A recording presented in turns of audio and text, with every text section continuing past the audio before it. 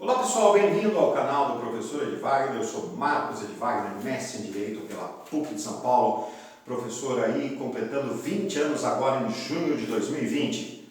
A luta continua. Pessoal, hoje falando sobre a 7ª aula de introdução ao estudo de direito, vamos falar do direito e moral, vamos falar de uma teoria, a teoria do mínimo ético. Opa, o que é essa teoria? A priori é bom consignar que a teoria do mínimo ético já foi exposta, de certa maneira, pelo filósofo James Bentham e depois desenvolvida por outros vários autores, né? Entre os quais os grandes juristas, o jurista e politicólogo alemão do fim do século, Georg Jelinek. O que é a teoria do mínimo ético? A teoria do mínimo ético consiste em dizer que o direito representa apenas o mínimo de moral declarado obrigatório para que a sociedade possa sobreviver.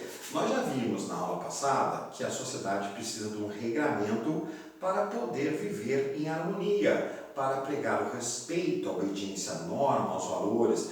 Mas nós sabemos também que nós temos regras dentro da nossa casa que não necessariamente têm uma penalidade positivada no direito, mas nós temos às vezes uma sanção de ordem moral, comportamento do pai em relação ao filho. Então não é tudo que está enquadrado, positivado numa norma.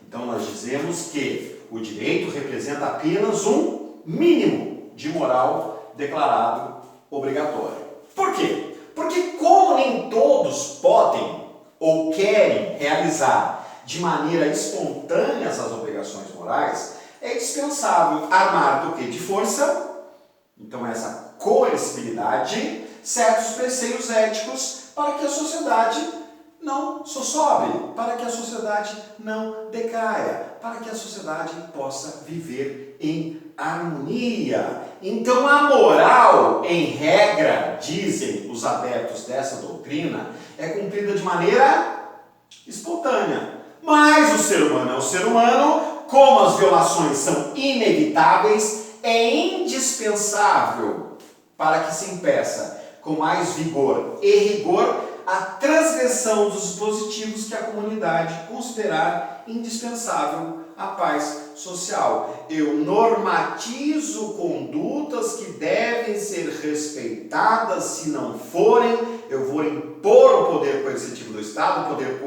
coativo, com a finalidade de manter a vida em harmonia. Assim sendo, o direito não é algo diverso da moral, mas ele é apenas uma parte e ele tem armado de garantias específicas. Artigo 186 do Código Civil.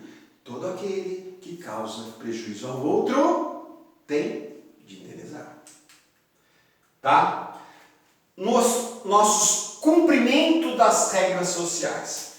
Se analisarmos os fatos que se passam em geral na sociedade, os que nos cercam em nossa vida cotidiana, verificamos que regras sociais há que cumprimos de maneira espontânea. Vamos dizer que alguns são mais educados, outros nem tanto, tá? Outras regras existem, todavia, que os homens só cumprem em determinadas ocasiões porque a tal são coagidos. Há, pois, uma distinção a fazer quanto ao cumprimento espontâneo ou o cumprimento forçado ou obrigatório das regras sociais. Tem norma que você cumpre porque você quer. Tem norma que você cumpre porque você é obrigado a cumprir.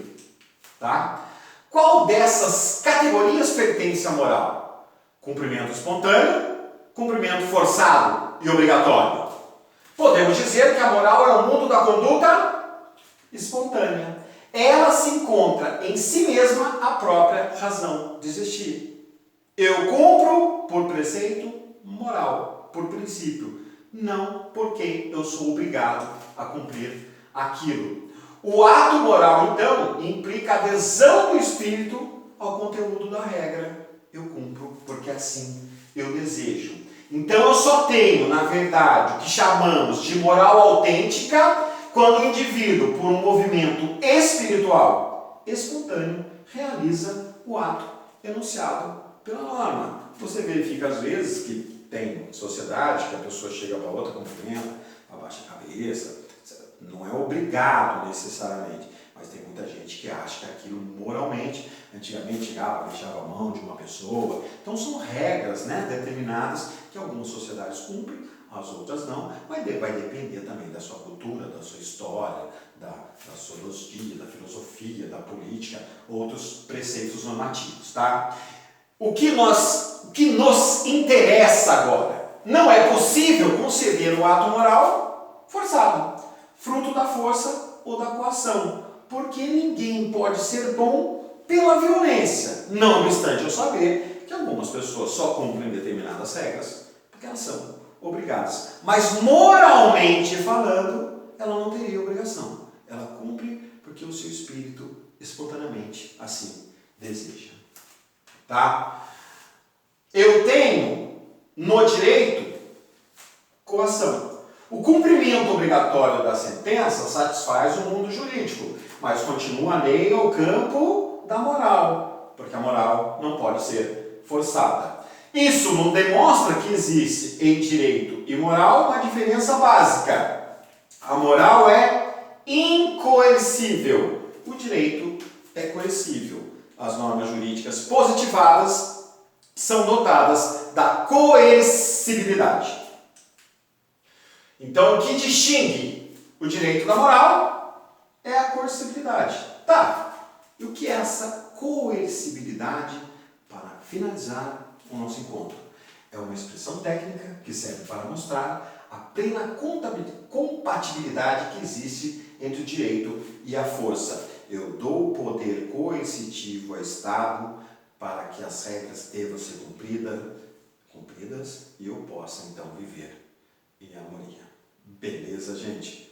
Grande abraço novamente. Nós voltamos com novas aulas de introdução ao estudo do direito. Obrigado mais uma vez por nos acompanhar. Um grande abraço a todos.